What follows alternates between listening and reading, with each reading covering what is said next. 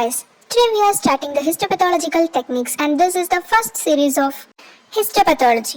So today in this video we are going to talk about the introduction of histopathological techniques. Without any further delay, let's begin. Histopathology is the microscopic study of normal tissue of the body.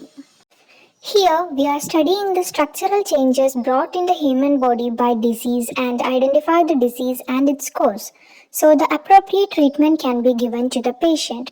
Here, the histopathological examination of tissue removed from the living body is called biopsy, and the tissue removed from the dead body is called autopsy. Histopathological technique is an art itself, requiring skill and knowledge on the part of the laboratory technologist. For the microscopic examination, the tissue should be thin enough to permit the light.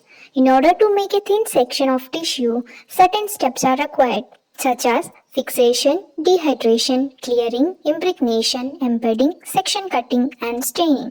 So, let's see what each of these are. Fixatives. Fixatives are used to prevent the autolysis and putrefaction. The most common fixatives in light microscope were 10% formalin. In case of electron microscopy, it is glutaraldehyde and osmium tetroxide. Dehydration. Removal of water from the tissue is known as dehydration. The common dehydrating agent used in the light microscope is paraffin wax. Paraffin wax is immiscible with water, so the water must be removed from the tissue. That's why the tissues were transferred to the ascending grade of alcohol to remove the water content. Here we are using the 70% alcohol, 80% alcohol, 95% alcohol and the absolute alcohol. Clearing. Here the clearing agents were used as an intermediate reagent. That means after the dehydration the tissue cannot be placed directly into the embedding media because the dehydrating agent and wax are not immiscible with each other. The function of clearing agent is immiscible with both the dehydrating agent and the impregnating agent.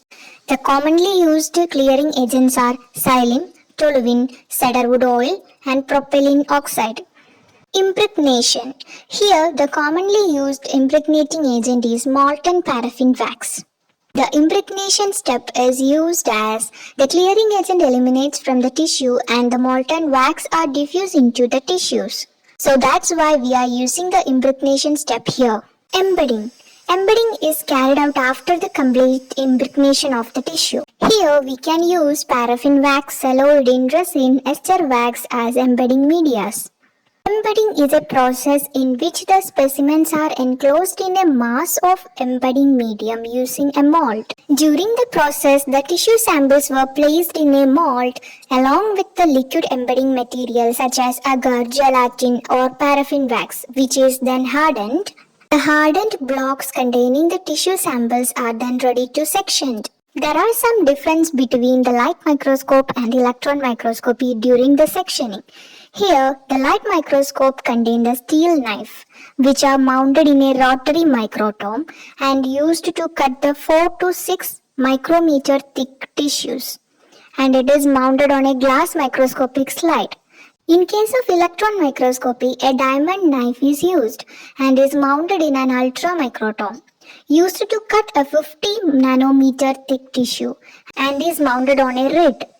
Staining. In case of light microscopy, we are commonly used the hematoxylin and eosin stain. HND stain is used in histopathology and histology. Here, hematoxylin is a basic dye and it stains the nucleus, and eosin is an acidic dye, that means that stains the cytoplasm. In case of electron microscopy, we can use some special stains such as uranyl acetate, lead citrate, which gives the contrast to the tissues, so easily we can identify and diagnose the disease. Here are some disadvantages to the tissue processing. It is time consuming and there is a chance to lose the enzymes and lipids. We can overcome this disadvantage by using a cryostat. Here, the microtome enclosed in a deep freeze cabinet is called cryostat. When the tissue is in frozen state and it acts as an embedding media. When we use the cryostat, here is some advantages to the tissue processing. It will provide the rapid production of section for urgent diagnosis. We can use the tissue for the immune fluorescent techniques, immunohistochemistry, and we can demonstrate the lipids and enzymes. I think it is a quick and short introduction about the histopathological techniques. And if you like this video, please hit the like button and please comment down in the comment section and do not forget to subscribe. So thank you for your great time.